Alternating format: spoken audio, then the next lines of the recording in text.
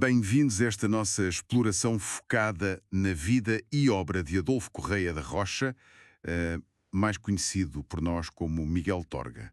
Exatamente. A nossa base hoje é um excerto da Wikipédia sobre ele, uma figura mesmo central da nossa literatura do século XX. Incontornável. A ideia é, tentar perceber o essencial sobre o homem, o percurso dele e a obra, que é vastíssima. Ok, vamos a isso. Vamos. E Torga ele é muitas coisas. Poeta, contista, escreveu memórias, teatro, ensaios e era médico também. Pois é. Há uma ligação muito, muito forte à terra dele, atrás dos montes, e um olhar sempre atento à condição humana. E, olha, só a origem do pseudónimo já dá muito que pensar. Uhum. Vamos começar pelas raízes, então. Ele nasceu em 1907, lá em São Martinho de Anta, Sabrosa, filho de trabalhadores rurais, origens humildes. Sim. Teve umas experiências na juventude bem marcantes. Foi criado no Porto, muito brevemente, aos 10 anos. Já aí mostrava um certo espírito rebelde. Pois mostrava. E depois teve um ano no seminário de Lamego. Estudou latim, textos sagrados. Mas percebeu logo que aquilo não era para ele, o sacerdócio, não? O que é fascinante aqui é como estas origens, este contacto com a dureza da vida no campo, como isso está em toda a obra dele. Nota-se mesmo. Há uma valorização do trabalho, da terra. E depois, claro, a ida para o Brasil. Foi dos 13 aos 18 anos para uma fazenda de café, lá em Minas Gerais. Isso foi, definidor. Foi um tio que lhe pagou os estudos, não foi? Viu potencial nele? Exatamente. Foi um tio que o ajudou. E essa experiência lá marcou profundamente. A visão do mundo dele muda. E isso aparece, por exemplo, em A Criação do Mundo. Claro. Quando volta a Portugal, acaba o liceu e entra para a medicina em Coimbra. Isso em 1928.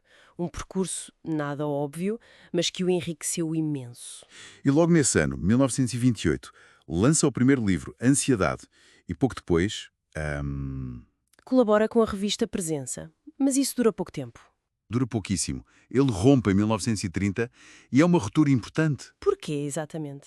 Bem, ele e outros que saíram com ele falaram de discordâncias estéticas, claro, mas também do que ele chamou razões de liberdade humana. Isto diz logo muito sobre ele, não é? Sem dúvida. Independente. Muito. Depois funda as revistas Sinal e Manifesto, duraram pouco tempo, mas reforçam essa ideia de ir contra a corrente, de ser independente. É quase uma afirmação constante de princípios. E essa independência fica selada com a escolha do pseudónimo Miguel Torga, em 1934, certo? Perfeitamente. Miguel, sabes, como homenagem a Cervantes, ao Unamuno, figuras que ele admirava pela resistência, pelo humanismo. Uhum. E Torga, que é a urze, aquela planta mesmo resistente, bravia, que se agarra às serras de trás dos montes. É mais que um nome, é quase um programa de vida, telúrico, enraizado, forte, inconformista. Uma afirmação de força, como dizias. Exato. Contra as adversidades. E essa força, essa ligação à terra, ao humano, como é que isso aparece na obra? A fonte fala de títulos como Contos da Montanha, Bichos, a autobiografia A Criação do Mundo e, claro, os 16 volumes do diário. É uma obra muito diversa. Sim, a diversidade é incrível, mas no fundo há sempre um humanismo muito profundo, quase físico, uma revolta contra a injustiça, um foco na condição humana, aqui e agora, na imanência, como se diz. Ou seja, na vida terrena, concreta. Exatamente. Valorizando o esforço do homem perante a natureza e até perante a ideia de Deus. Há aquele verso muito conhecido: hinos aos deuses, não aos homens é que merecem que se lhes cante a virtude. Uma visão que lhe trouxe problemas. Como a prisão em 1940? Foi por causa disso? Foi uma detenção curta por causa de críticas ao regime do Franco em A Criação do Mundo. Mostra a coragem dele, mas também os riscos que corria. Pois. E o diário é um espelho disso tudo. É um mosaico incrível. Poesia, contos, memórias, reflexões pessoais, sociais. Décadas de registro. É impressionante pensar como ele conseguiu equilibrar essa vida interior e essa produção literária gigante com a carreira de médico.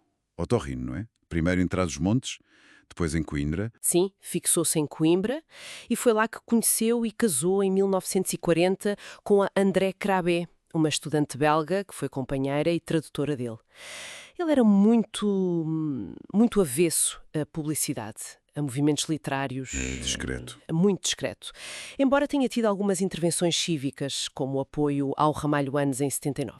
Mas era pontual. Mas mesmo com essa descrição toda, o reconhecimento acabou por chegar. Chegou e em força. Várias nomeações para o Nobel, que nunca ganhou, mas pronto. Ganhou o Prémio Montanha em 81, o Prémio Camões em 89. O maior da nossa língua. Exatamente. E depois o Vida Literária em 92, o da Crítica em 93, muitos prémios. Ele faleceu em Coimbra, em 1995, e quis ser enterrado na terra dele, São Martim de Anta, numa campa muito simples, rasa, só com uma torga plantada ao lado, a planta do nome dele. Que imagem forte. Então, resumi desde a nossa conversa. Miguel Torga parece ser este escritor profundamente ligado à sua terra, atrás dos montes, e à humanidade no seu todo. Uma obra imensa, variada, sempre com essa marca de independência e de busca por dignidade, por sentido. Exatamente. E essa busca deixa-nos com uma última reflexão, talvez. A fonte cita as palavras finais do diário dele. Ele despede-se perplexo diante do meu próprio enigma e descreve-se como um pobre Adão paradoxal. Paradoxal. Pois, isso levanta aqui uma questão interessante, não achas?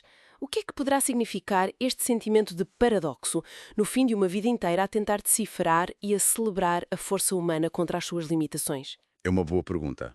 Que reflexão é que isto nos deixa sobre os limites do nosso próprio entendimento, da nossa busca por sentido? Mesmo para alguém que mergulhou tão fundo como ele. Fica no ar, não é?